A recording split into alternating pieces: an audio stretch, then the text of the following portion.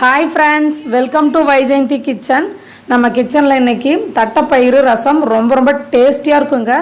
ரொம்பவே சூப்பராக இருக்கும். இது எப்படி செய்யுதுன்னு நம்ம பார்க்கலாம். பக்குவமாக இந்த ரசத்தை இது போல் செஞ்சு அசத்துங்க. நம்ம எப்பயுமே நம்ம கொட்டை ரசம் அப்படி வைக்கிறதுனா குக்கரில் தான் வேக வைப்போம். ஆனால் நமக்கு அதனுடைய தண்ணி குவான்டிட்டி ரொம்ப கம்மியாக இருக்கும். இது எப்படி அதிகமாக நம்ம சேர்த்து ரசம் செய்ய போகிறோன்றதை பார்க்கலாம். அதுக்கு முன்னாடி ஒரு சின்ன ரெக்வஸ்ட் ஃப்ரெண்ட்ஸ், நம்மளோட சேனலை இப்போ தான் ஃபஸ்ட் டைம் பார்க்குறீங்கன்னா சப்ஸ்கிரைப் பண்ணிவிடுங்க. வாங்க இப்போ வீடியோக்குள்ளே போகலாம். இதுதான் தட்டைப்பயிறு. இது அம்மா வீட்டு நிலத்தில் விளைஞ்சது. ஃபஸ்ட்டு நம்ம இந்த தட்டைப்பயிரில் இருக்கிற கல், மண், டஸ்ட்டு இதெல்லாம் நம்ம க்ளீன் பண்ணிவிட்டு நல்லா அலசிட்டு குக்கரில் சேர்த்துக்கலாம். குக்கரில் தான் நம்ம இப்போ ஃபஸ்ட்டு வேக வைக்க போகிறோம்.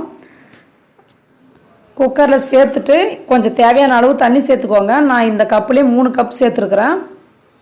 இதுக்கு தேவையான அளவு உப்பு சேர்த்துக்கோங்க. சேர்த்துட்டு நம்ம 3 விசில் விட்டு எடுத்துக்கலாம். இப்போ 3 விசில் வந்துடுச்சு. நம்ம ஓப்பன் பண்ணி பார்க்கலாம். பாருங்கள், நமக்கு காராமணி கொட்டை. இந்த தட்டைப்பயிருக்கு காராமணி கொட்டைன்னு இன்னொரு பேரும் இருக்குது. நமக்கு ஒரு 80% வெந்தால் போதும். தண்ணி பாருங்கள், நமக்கு கம்மியாக இருக்குது.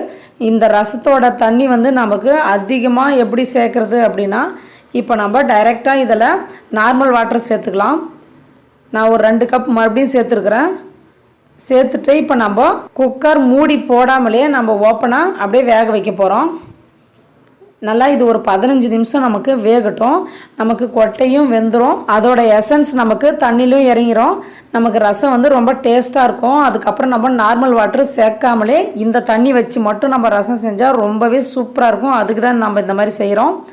பாருங்கள், இப்போ 10 நிமிஷம் ஆன பின்னாடி நமக்கு இவ்வளோ தண்ணி கிடச்சிருக்கு. இப்போ ஒரு பெரிய நெல்லிக்காய் அளவு சைஸ் புளி ஃபஸ்ட்டு கரைச்சி வச்சுக்கோங்க. இப்போ 2 டேபிள் ஸ்பூன் சீரகம் நம்ம ஒரு மிக்ஸி ஜாரில் சேர்த்துக்கலாம். அதுக்கு அடுத்து ஒரு டேபிள் ஸ்பூன் மிளகு சேர்த்துக்கோங்க. பூண்டு ஒரு 10 to 12 பல் பூண்டு தோலோடு சேர்த்துருக்குறேன். அப்போ தான் நமக்கு ரொம்ப டேஸ்ட்டாக இருக்கும் ரசம். இதை நம்ம நல்லா ஃபைன் பேஸ்ட்டாக அரைக்கக்கூடாது. கொஞ்சம் குறைப்பாக இந்த அளவுக்கு பார்த்து அரைச்சி எடுத்துக்கோங்க. அடுத்து நம்ம ஒரு கடாய் வச்சுட்டு அதில் 3 டேபிள் ஸ்பூன் எண்ணெய் விட்டுருங்க. எண்ணெய் காஞ்சதும் 1/2 டேபிள் ஸ்பூன் கடுகு சேர்த்துட்டு நம்ம நல்லா பொரிய விட்டுறலாம். நீங்கள் இதே மெத்தடில் செஞ்சு பாருங்கள்.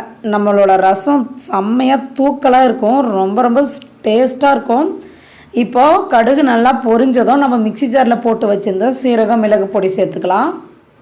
சேர்த்துட்டு 2 பச்சை மிளகாய் நல்லா கீறி சேர்த்துக்கோங்க. ரொம்பவே டேஸ்ட்டாக இருக்கும் நமக்கு பச்சை மிளகாய் சேர்த்தோம்னா. ஒரு கொத்து கருவேப்பிலை சேர்த்துட்டு 4 to 5 வரமிளகாய் இது போல் கட் பண்ணி சேர்த்துருக்குறேன். உங்கள் காரத்துக்கு ஏற்ற போல் நீங்கள் சேர்த்துக்கோங்க. 1/2 டேபிள் ஸ்பூன் மஞ்சள் பொடி, 1/2 டேபிள் ஸ்பூன் பெருங்காய பொடி சேர்த்துக்கோங்க. நல்லா நமக்கு வாசமாக இருக்கும் நம்மளோட ரசம். அடுத்து பெரிய சைஸில் தக்காளி 3 பொடிசாக கட் பண்ணி வச்சுக்கிறேன். அதை சேர்த்துக்கலாம். நம்ம எப்போவுமே ரசத்துக்கு தக்காளி அதிகமாகவும் புளி கம்மியாகவும் சேர்த்தோம்னா நமக்கு ரசம் ரொம்ப டேஸ்ட்டாக இருக்கும். இப்போ தக்காளி நமக்கு நல்லா பேஸ்ட் போல் வதங்கணும். அதுக்கு தேவையான அளவு உப்பு சேர்த்துக்கோங்க. உப்பு நம்ம கொட்டை வேக வைக்குள்ளேயும் சேர்த்துருக்குறோம். ஸோ அதனால் நீங்கள் பார்த்து சேர்த்துக்கோங்க. நல்லா வதக்கி விட்டுருங்க. 2 நிமிஷம் ஒரு 3 நிமிஷம் நல்லா வதங்கிட்டு நல்லா பேஸ்ட் போல் ஆன பின்னாடி நம்ம கொட்டை தண்ணி வச்சுருந்தோம்ல அதை சேர்த்துக்கலாம். ரசம் நமக்கு இப்போவே வாசனை வீடே தூக்குது. செம்ம டேஸ்ட்டாக இருந்துச்சு. ஹெல்த்தியான ரசமும் கூட. கண்டிப்பாக நீங்கள் இதே மெத்தடில் ட்ரை பண்ணி பாருங்கள். நீங்கள் சும்மா நார்மல் ரசம் வைக்கிறதுக்கு பதிலாக இது போல் நீங்கள் வச்சு கொடுத்தீங்கன்னா நமக்கு ப்ரோட்டீன்ஸ், விட்டமின்ஸ், மினரல்ஸ் இந்த சத்து எல்லாமே நமக்கு கிடைக்கும். மிஸ் பண்ணாமல் ட்ரை பண்ணி பாருங்கள்.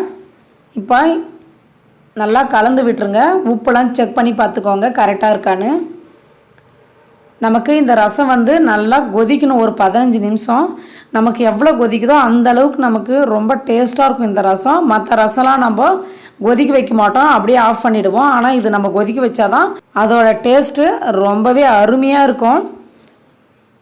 பாருங்கள், எவ்வளோ கலர்ஃபுல்லாக நமக்கு ரெடி ஆயிடுச்சு தட்டைப்பயிறு ரசம். இப்போ ஃபைனலாக ஒரு கொத்து கருவேப்பிலை சேர்த்துக்கோங்க ஃப்ரெஷ்ஷாக.